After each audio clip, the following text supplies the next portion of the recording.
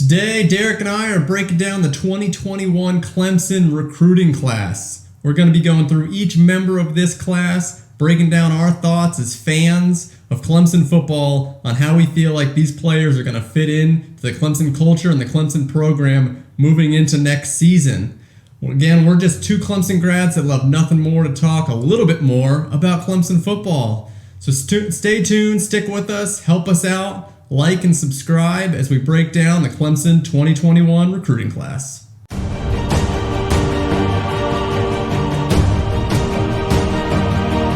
Phil Mafah, he's a running back from, again, Atlanta, Georgia, just like Dakari Collins. He's a four-star running back. He's the number 9 overall running back in the country, number 17 overall recruit from the state of Georgia. He's a number 194 national recruit, and he's 6 foot, already 215 pounds. So he's got a solid build to him already. I mean, he's already heavier than Travis Etienne was this past year, which is pretty incredible. So what is your one word for Phil Mafah? My one word for Phil Mafah is iron, because this kid needs to hit the iron as soon as he comes into school to bulk up. It's the Atlanta, Georgia pipeline for Clemson in the past few years. He picked up several players, including Wayne Gallman. He's a great complement to Will Shipley because he's super physical.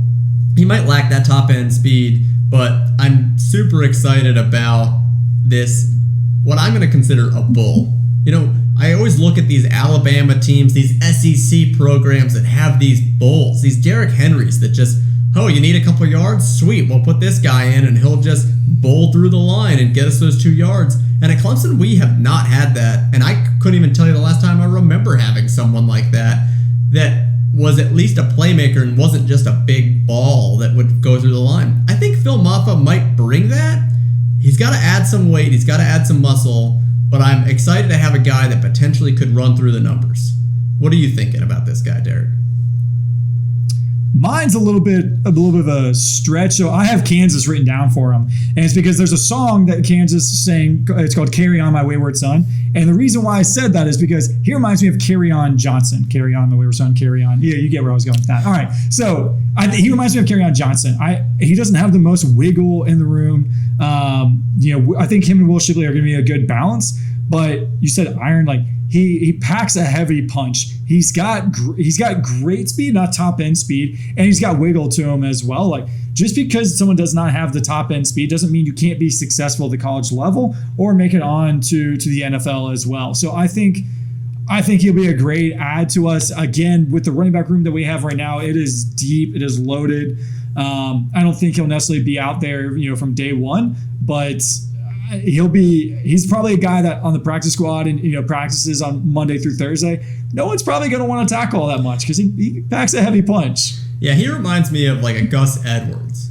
Not many people realize how good Gus Edwards is. He's been on NFL teams for a while. He's on Baltimore this year, and not the starting running back, not the guy that's going to break 100 yards, but he's the guy when you need yards. When you need those 2 yards, when you need a north-south runner, he's the guy you put in. He's got a little bit of shiftiness to him where he can break those tackles, break arm tackles, but runs like a bull in a china shop and just runs north-south. And that's what my hope for Phil Mafah is. I mean, like you said, he's 6 foot, 215, so he still needs to add a little bit more weight to become that guy, but typically we see that high school or college shift of adding that weight, pumping some iron in these weight rooms. So I hope he becomes that. Like you said, the running back room right now is super deep.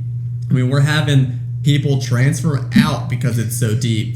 So it's going to be interesting to see how these guys jostle for position and where they all kind of sort out. But I have high hopes for Phil Mafah, and I think Dabo does too. Being a national rank 194, not super high ranked, which is kind of what Dabo loves, is these kind of sleepers. So I don't know, maybe he's a sleeper. Love it. That's our breakdown. If you enjoy our content, help us out, like, subscribe to our channel, add a comment below. We'll be breaking down every single 2020 recruit from the 2021 Clemson class in the near future. So check out the Tiger Football Talk YouTube channel and go Tigers.